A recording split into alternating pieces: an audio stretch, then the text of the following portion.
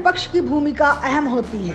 विपक्ष का काम सरकार को सही रास्ता दिखाना है, लेकिन यह तभी संभव होता है जब विपक्ष सकारात्मक विरोध करता हो। अगर विरोध का मतलब केवल सत्ता तक पहुंचने का रास्ता तैयार करना हो तो इसका असर उल्टा होता है। एक तरफ जनता का विपक्ष से विश्वास उठता है तो दूसरी ओर सरकार को मनमानी करने के लिए कमजोर विपक्ष का फायदा मिल जाता है। लेकिन कांग्रेस के पूर्व अध्यक्ष राहुल गांधी का इन बातों से कोई लेना देना नहीं है। उन्होंने तो विपक्ष का आधार ही खत्म करने की ठान ली है। राहुल गांधी तो मोदी विरोध में इतने अंधे हो गए हैं कि उन्हें विरोध की सीमा तक का पता नहीं चलता। उन्हें समझ ही नहीं आता कि घरेलू और बाहरी मामलों में विरोध का तरीका अलग अलग होता है। जब सरकार की किसी आंतरिक नीति का विरोध करना हो तो उसकी सीमा लांघने पर भी देश को नुकसान होने का खतरा कम होता है। लेकिन जब विदेशी ताकतों के साथ मुकाबला करना हो तो वैसे समय में बेतुके तरीके से सरकार की आलोचना नहीं की जानी चाहिए। चीन के साथ सीमा विवाद में राहुल गांधी ने जिस तरह के सवाल किए हैं वह सरकार का विरोध नहीं है बल्कि देश के दुश्मनों का समर्थन है। गलवान घाटी में चीनी सैनिकों के साथ झड़प के बारे में उन्होंने ऐसी ही मूर्खतापूर्ण सवाल किए। उन्होंने सैनिकों के हथियार पर भी सवाल उठा दिया, जबकि सामान्य जानकारी वाले लोगों को भी ये पता है कि एलएसी के पास दोनों ही देश हथियारों का इस्तेमाल नहीं करते। चीनी सैनिकों के साथ झड़प में भी हथियार का इस्तेमाल नहीं किया गया। राहुल गांधी आजकल चीन के मुद्दे पर भारत से ज्यादा चीन का सहयोग कर रहे हैं। उन्होंने पीएम मोदी को सरेंडर मोदी कहकर चीन का मनोबल बढ़ाया है। जापान टाइम्स जैसे अखबारों के आर्टिकल को आधार बनाकर भारत की नीति को कमजोर करने की कोशिश की है।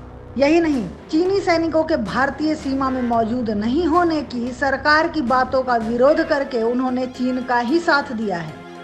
ऐसा पहली बार नहीं है जब राहुल गांधी और कांग्रेस ने दुश्मन देशों के लिए रास्ता तैयार किया हो। पिछली बार डोकलाम में चीन के साथ सीमा विवाद पर भी राहुल ने कुछ ऐसा ही किया था। उस समय तो उन्होंने चीनी राजदूत के साथ मुलाकात करके विपक्ष की गरिमा को तार तार कर दिया था।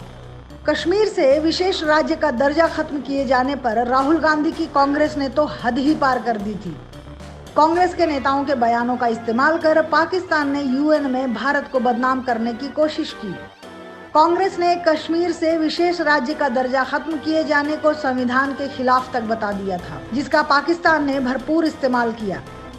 यहाँ तक कि कश्मीर से संबंधित कांग्रेस के नेताओं के बयानों और सबूतों को आधार बनाकर पाकिस्तान ने संयुक्त राष्ट्र में भारत को घेरने की भी कोशिश की। राहुल गांधी को पाकिस्तान और चीन के मुद्दे पर एक एक शब्द का इस्तेमाल सोच समझकर करना चाहिए। अगर उन्हें सरकार के विरोध और देश के विरोध के बीच का अंतर पता नहीं है तो इसके लिए कुछ पढ़ाई कर लें। चीन और पाकिस्तान के साथ हुए युद्ध के दौरान कांग्रेस की सरकार रही है। उस समय विपक्ष ने सरकार के किसी कदम का विरोध नहीं किया था बल्कि भरपूर समर्थन दिया था।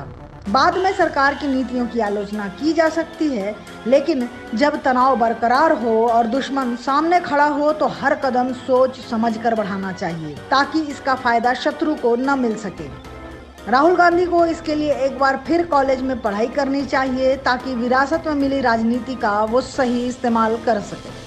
अगर आपको हमारा वीडियो पसंद आया हो तो इसे लाइक करें, इस चैनल को सब्सक्राइब करें और हाँ, बेल आइकन भी दबाएं ताकि आप तक हमारे वीडियो के नोटिफिकेशन पहुंचते रहें। हमसे जुड़े रहने के लिए अपने सुझाव हमें कमेंट बॉक्स में देते रहें। हमें आपके सुझाव का इंतजार रहेगा। हमारे साथ जुड़ने के लिए धन्यवाद।